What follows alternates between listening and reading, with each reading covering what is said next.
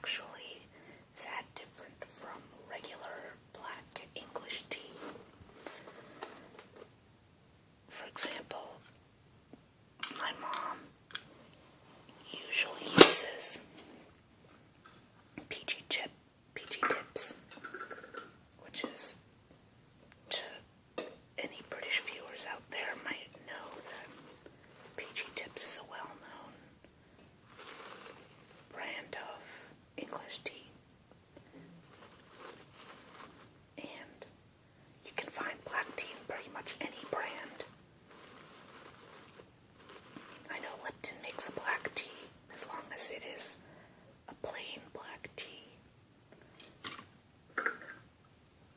I know once when my mom went to the store, they ran out of PG Tips, so she picked up Lipton instead. But what she didn't realize is that she had picked up Earl Grey, and we tried to make it anyway, but it did not taste good, at least in my opinion.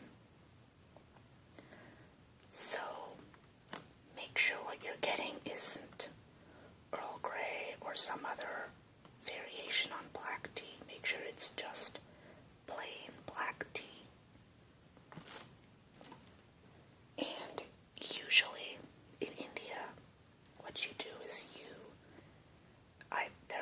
either get, there are two options, like my mom does. You get plain black tea and you mix in whatever spices that you prefer, so you can sort of customize it to your liking. Or if you're like me and you're not that good at mixing spices into things, you find special tea bags that come with the spices infused, and that's what I'm going to be using today, because I personally don't know how much of each spice I would add, and because my combination of spices, or the kind that I like, involves a lot of spices, and this stuff has all of it. You know, when my mom makes tea, normally she adds either ginger or lemongrass or both, and you can decide how you want to go about this. If you want to follow along and make your own Indian tea at home, or chai, you can either get just black tea and make it with just black tea, which is, I believe, actually just going to be British tea then, because from what I know, the British don't add like masala and stuff like that into their tea.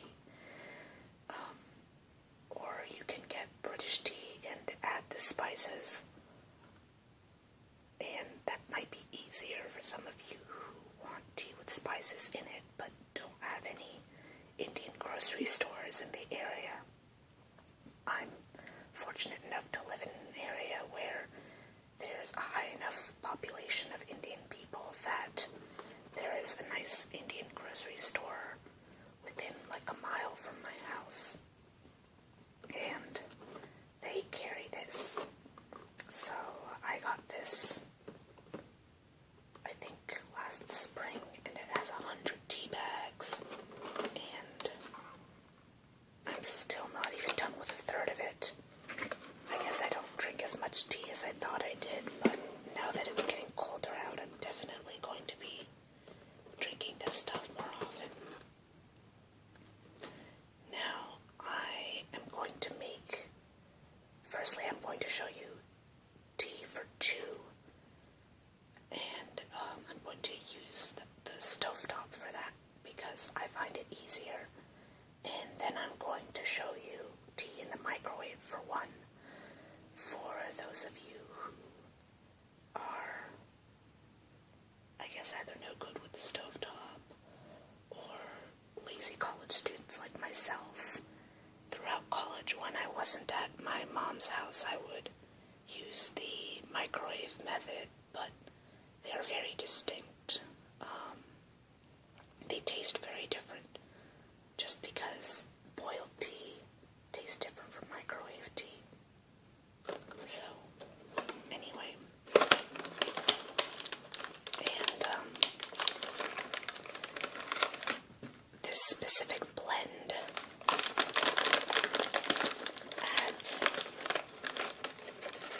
ginger, black pepper, cinnamon, clove, nutmeg, and piper longum. And they put all this straight into the tea bags, so you don't have to add it yourself to the tea. And like I said, you can get this or any other sort of masala chai or chai from any sort of Indian grocery store. Sometimes they'll have it at an Asian market like Ranch 99 or something like that. Sometimes. I can't guarantee since I always get mine at just a regular Indian grocery store. But make sure whatever you get, it's black tea. Because like I said, something like Earl Grey would not taste nearly as good as the black tea. And specific different types of tea leaves taste very different once you've brewed them. Even if they seem like they may be the same, they're not. And make sure, for those of you who decide to use the microwave method, make sure that they're staple free, so that there's no metal going into the microwave. I think that's why a lot of places will specifically advertise their tea bags as staple free, because they know people make them in the microwave like I do. But anyway, let's begin. So I do not happen to have a tea kettle at home, so I boil my tea in a pot.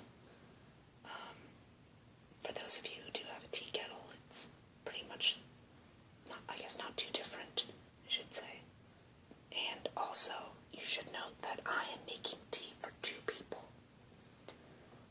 You can change the amounts as necessary, but chai does involve using both water and milk. And usually, the way I do it is I do it 3/4 cup of water for every 1/4 of milk. So for 2 people, this involves using 1.5 cups of water and half a cup of milk. And if you make more, you can extrapolate from that. But anyway, first you need to add your 1.5 cups of water.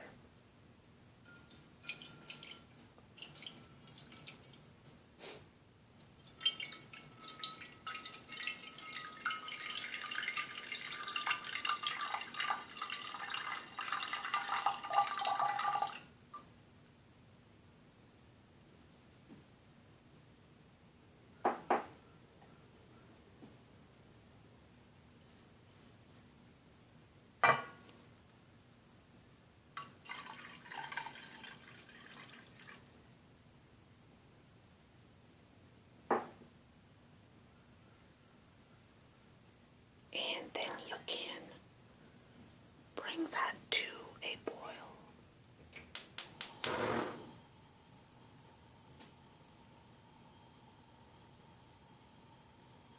Now, while the water is boiling, you want to heat up your milk. What I usually do is I just heat it up for like a minute in the microwave, just to make sure that it's at the same temperature as the water once you add the milk to the water, because otherwise it, causes problems with the temperature of the tea, and I won't go into too much detail, but make sure that you have heated up your milk before you add it to the water, whether that's in the microwave, or I suppose if you're making tea for many people, you can also heat it up on the stove. But make sure you do that before you add it.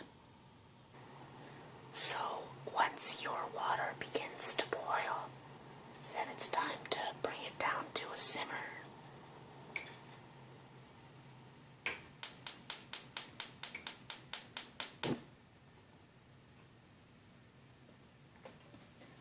this is when you add the tea bags and the warm milk.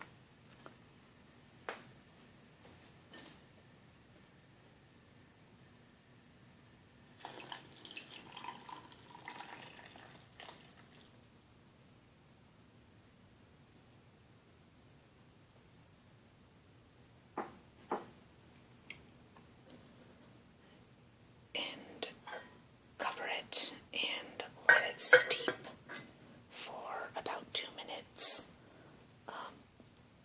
Of course, like I said, everything is not exact, so if you like stronger tea, you can let it steep for longer than 2 minutes. If you don't like tea to be very strong, then you can let it steep for less.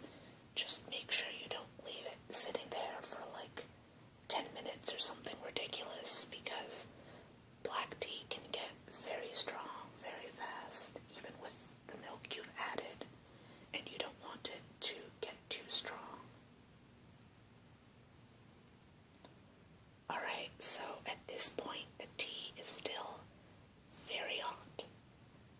That's one of the primary differences between using the stove and using the microwave, is that on the stove, since you actually bring the water to a full boil, it is always much hotter, whereas when I make tea in the microwave, at least I can often drink it straight once it's finished.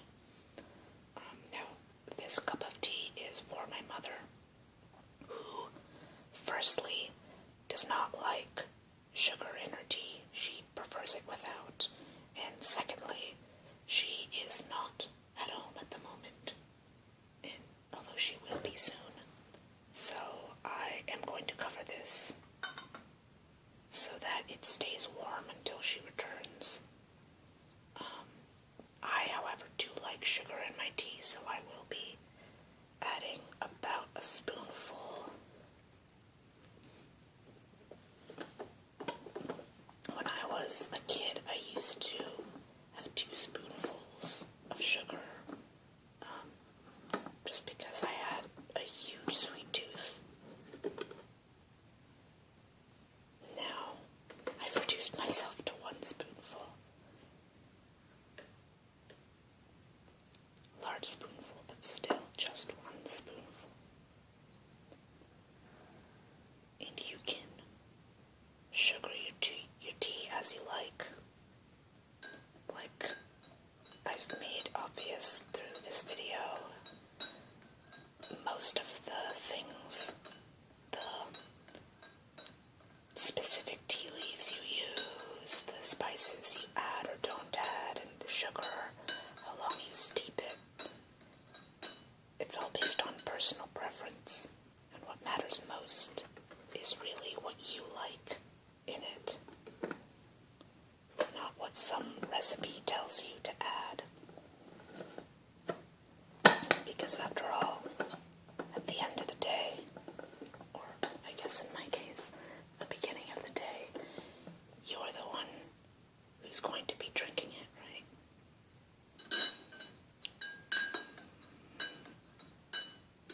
And there you have it. A nice warm cup of chai. Now, for the microwave method, rather than preparing it in front of you because it's so short, and I don't think microwave noises are very tinkle-inducing. So I'm just going to tell you that you basically use the same method, except you pour it into your cup straight, so about 3/4 of a cup of water, and then you add the tea bags. Again, make sure that they are staple free if you're going to use the microwave method, because microwaves do not like even the smallest bit of metal. So 3/4 of a cup of water, and I usually heat it for about a minute, and then I add the milk until, I usually just add it until it looks about this color, but that ends up being about 1/4 of a cup of water. And then I heat that for about 40 seconds, and then I add the sugar,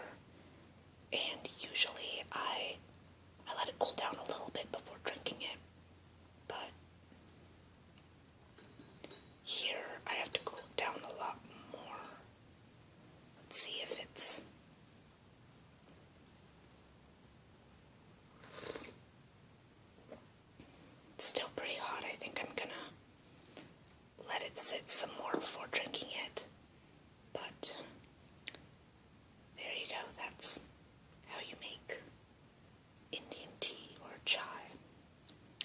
So I'm gonna leave it at that, and I will see you guys next time.